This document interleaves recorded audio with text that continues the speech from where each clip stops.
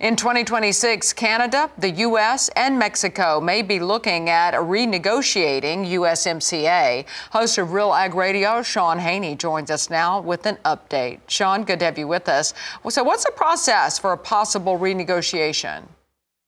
Hey, great to be with you here this morning. So as told to me by former trade negotiator for Canada, Steve Verhoeven, I believe it's July 1st of 2026, all three countries will have to provide notice to each other on whether or not they're okay with continuing with the deal as it sits, or if they would like to open the renegotiation process. So that's going to be very, very interesting the closer we get to that deadline, and when one of the three, or all three of the countries for that matter, decide to have a relook at it. Of course, there are some pretty significant trade issues between the three countries. Of course, we got the dairy issue between Canada and the U.S. We got the product of the USA labeling as well now, the Mexican corn import issue with the U.S., and just overall the total dissatisfaction the U.S. has on the dispute resolution process. So lots to figure out here between now and July of 26. Yeah, sticking points in several different areas. So who do Canadian farmers see as being Canada's best chance to negotiate a deal? Yeah, this is interesting. So we got to pull up at RealAgriculture.com, and we asked RealAgriculture.com followers, which government will secure the best outcome for Canada on a USMCA renegotiation should one happen in 2026?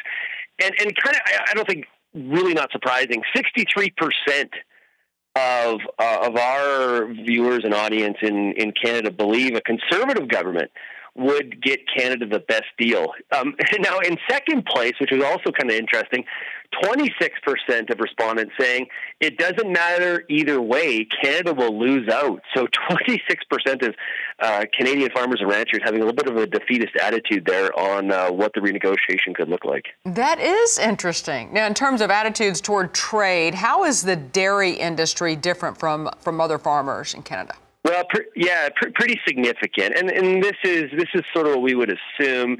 In January, Real Agri Studies, the market research arm for Real Agriculture, asked farmers and ranchers about their attitudes towards trade. You know, would securing free trade agreements and market access, how does that have a positive or negative impact on your business? And -2 being very, very negative impact, +2 being very positive impact. Non-supply managed feel it's a 0.41. Okay, so definitely a positive impact when it comes to free trade. When it comes to the supply managed industries in Canada, so that's dairy, eggs, poultry, it's a -0.35. So seeing a negative impact because they're the ones that are giving up the market access. So you can definitely see the diversion there very, very clearly in terms of how supply managed versus non-supply managed feel about trade and the impact on their businesses. All right, man, I tell you what, that's a lot going on. Before I let you go, tell us what's on your show today.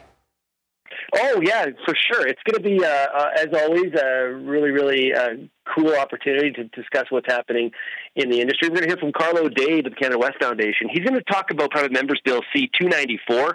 This is a bill about interoperability for short-line manufacturers being able to attach and break digital locks when it comes to some of the OEMs.